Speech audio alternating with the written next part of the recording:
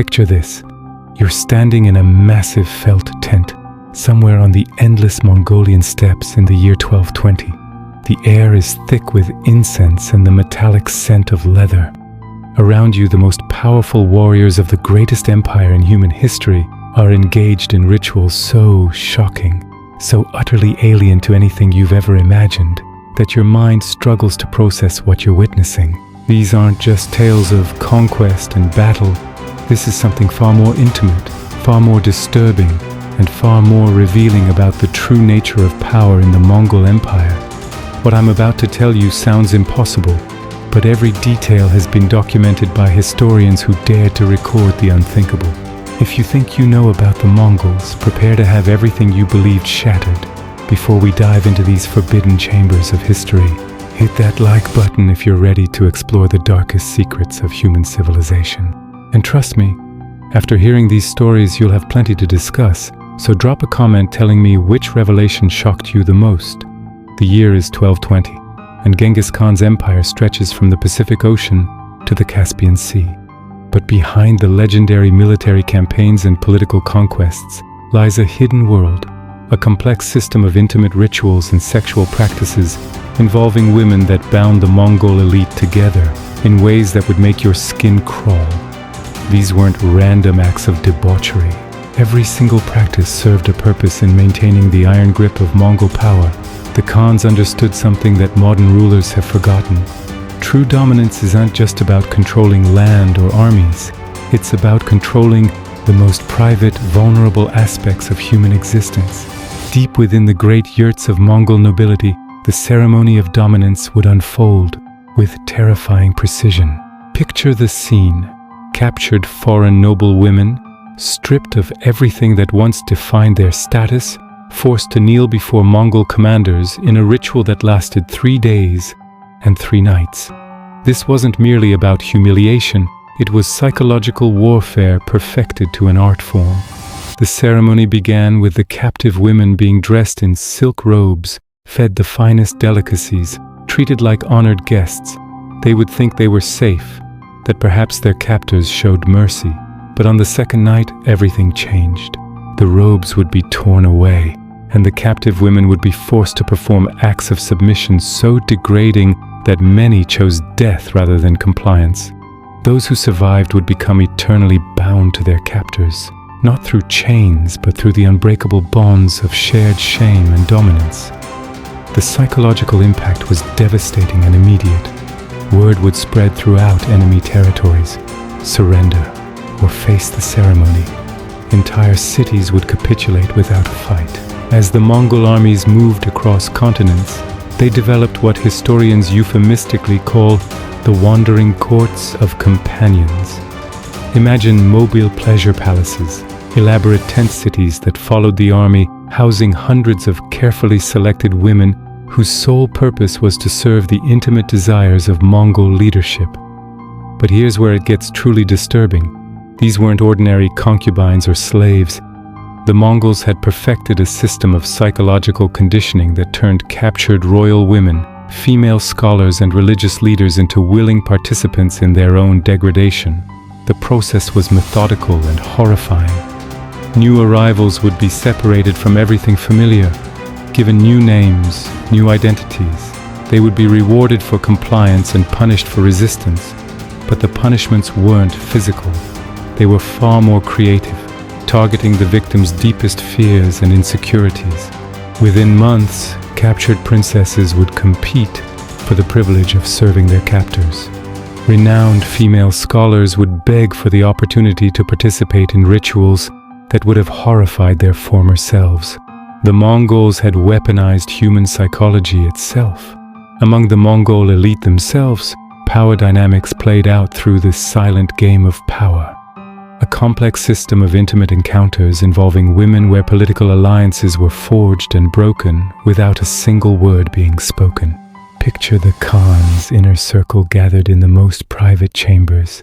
No guards, no witnesses, just the most powerful individuals in the known world, engaged in a deadly, serious game where every gesture, every touch, every moment of submission or dominance with their female companions carried earth-shattering political consequences.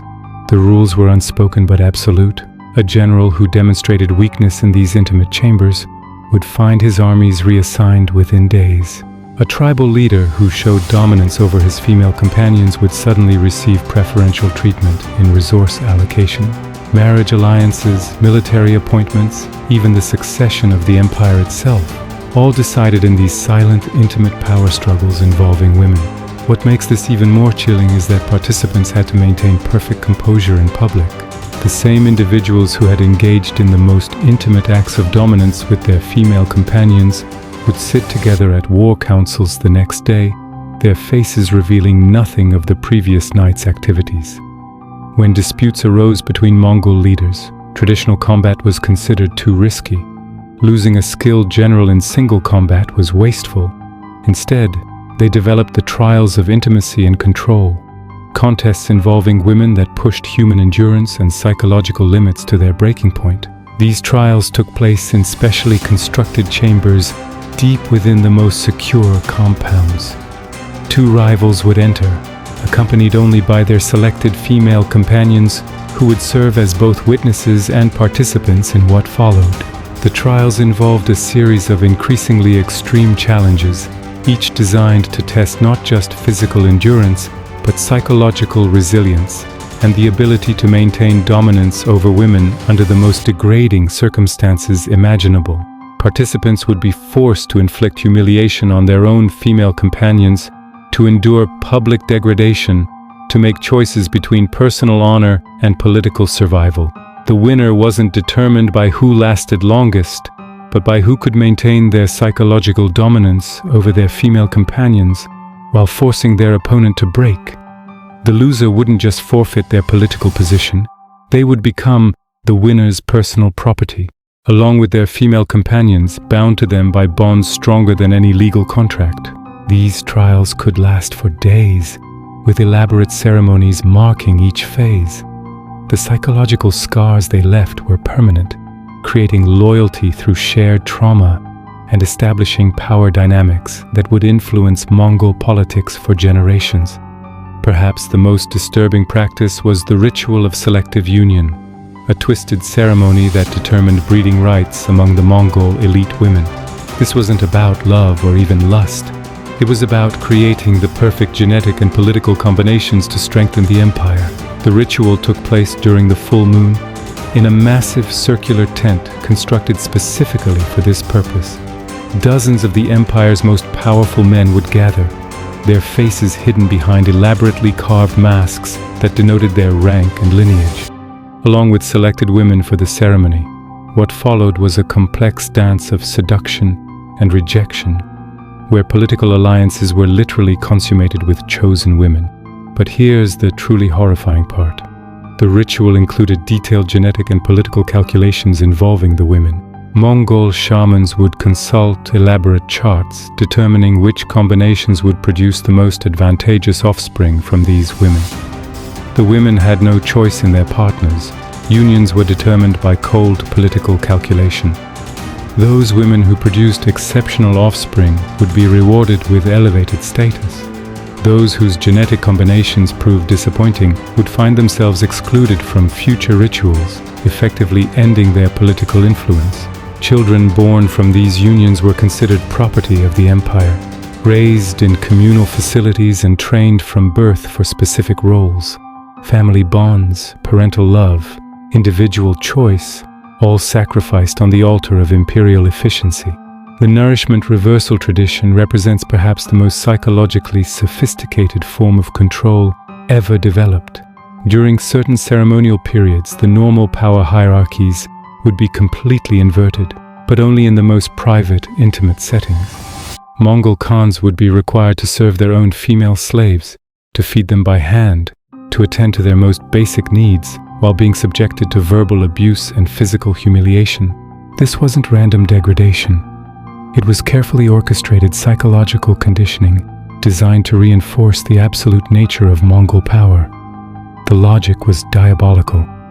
By voluntarily submitting to temporary humiliation, the Khans demonstrated that their power was so absolute that they could afford to relinquish it temporarily. The female slaves forced to participate in humiliating their masters became complicit in their own oppression. When the ceremony ended and normal hierarchies resumed, both masters and female slaves had been psychologically transformed. The masters felt their power more intensely, having experienced its temporary absence. The female slaves felt their helplessness more completely, having been forced to participate in a charade that only emphasized their ultimate powerlessness. Public ceremonies served to reinforce private power dynamics through the spectacles of fear and obedience. These were not mere entertainment. They were calculated displays designed to terrorize populations into submission while sexually gratifying the Mongol elite. Picture enormous amphitheaters constructed from the bones of conquered enemies, filled with thousands of female captives forced to witness displays that challenged every concept of human dignity. Mongol nobles would engage in elaborate performances of domination, using female captives as props in scenarios designed to break the will of entire populations. The spectacles followed a precise psychological formula: initial hope, followed by mounting horror, culminating in absolute despair. Female captives would be led to believe they might earn freedom through compliance, only to discover that compliance led to deeper degradation. The most disturbing aspect was the participation of the audience. Mongol subjects were required not just to watch, but to cheer, to celebrate, to express enthusiasm for what they witnessed.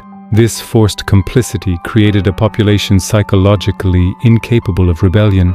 They had become active participants in their own oppression. When Mongol leaders approached death, they participated in the final dance of honor, a ceremony that ensured their dominance would extend beyond the grave. This wasn't a peaceful transition. It was a final assertion of absolute power over the women who had served them.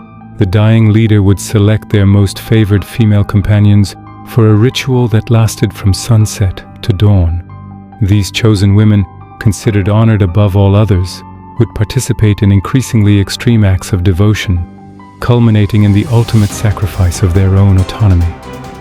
The ceremony involved elaborate preparations, rare drugs that enhanced sensation while clouding judgment, ceremonial garments that marked the women for their final roles, and ritualized actions that bound them to follow their leader into death. But here's the truly chilling detail. Participation was considered the highest honor possible. Women would compete desperately for inclusion in these final ceremonies, seeing death alongside their leader as preferable to life without their protection. The psychological conditioning was so complete that the women would express genuine gratitude even as they faced their own destruction. They had been so thoroughly dominated that they could no longer conceive of existence independent from their oppressor. The ultimate expression of Mongol psychological control was the Oath of Submissive Allegiance, a ceremony that permanently bound women to the empire through bonds that transcended normal concepts of loyalty or duty. This wasn't a simple oath of service. It was a complete surrender of individual will through ritual degradation so extreme that the women emerged psychologically transformed, incapable of conceiving rebellion or independence. The ceremony took place in underground chambers carved into sacred mountains, locations that reinforced the cosmic significance of what was occurring. The women would descend through a series of chambers, each representing a deeper level of submission, until they reached the final chamber where the ultimate oath would be sworn. The process involved the systematic destruction of every aspect of the woman's previous identity. Her name, her history, her relationships, her beliefs, all stripped away and replaced with absolute devotion to Mongol power. What emerged wasn't a slave, but something far more disturbing. A woman who had been so completely reprogrammed that she experienced genuine pleasure in her own subjugation, who felt grateful for her complete loss of autonomy. The final practice, marked for special favor, created a permanent caste of women whose bodies bore visible signs of their unique relationship with Mongol power. These weren't decorative tattoos or jewelry. They were elaborate scarification and modification procedures that marked the women as having transcended normal human categories. The marking process was both excruciating and ecstatic, designed to create permanent physical changes that would forever distinguish the marked women from ordinary humans. The women would undergo weeks of preparation, their bodies altered through controlled damage and healing that created intricate patterns of scars and modifications. But the physical changes were only the beginning. The psychological transformation was far more profound. Marked women were granted privileges that placed them above normal legal and social restrictions, but at the cost of their essential humanity. They became living symbols of Mongol power, walking reminders of what absolute domination could achieve. Their modified bodies served as constant advertisements for the empire's ability to transform women into something entirely new and terrifying. These practices reveal something profoundly disturbing about the nature of human power and submission. The Mongols understood that true dominance isn't achieved through simple violence. It requires the systematic destruction and reconstruction of female psychology itself. What's most chilling is how willing the women became, how completely they embraced their own degradation. The Mongols had discovered something that modern psychologists are only beginning to understand. Women can be conditioned to find pleasure in their own destruction, to experience gratitude for their complete subjugation. These weren't isolated incidents or random cruelties. They were sophisticated technologies of control that allowed a relatively small population to dominate vast territories and diverse peoples. The Mongol Empire's true innovation wasn't military tactics or political organization. It was the systematic weaponization of female sexuality and psychology. As we look at our modern world, we might ask ourselves, what would we be willing to do for power? What would we be willing to endure for security? The Mongols discovered that the answer is almost anything. The empire that once stretched from Korea to Hungary left behind more than historical records. It left a blueprint for female domination so complete and terrifying that even today, we can barely comprehend its implications. What aspect of these revelations disturbed you most? Share your thoughts in the comments. If you dare to admit which of these practices made you question everything you thought you knew about human nature and the price of absolute power.